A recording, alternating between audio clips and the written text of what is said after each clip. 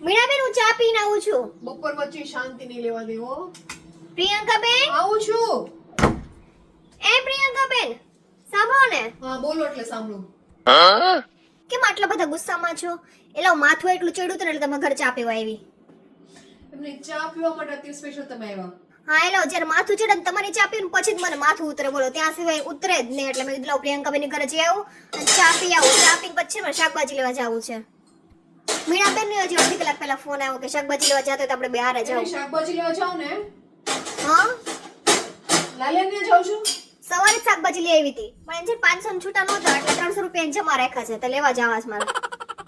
જો મારી આટલું છે ને દૂધી, હા કાંદા, બટેટા, ટમાટર, ઓકે, લીલું લસણ, પછી ધાણા અને મેથી લાવવાનું છે.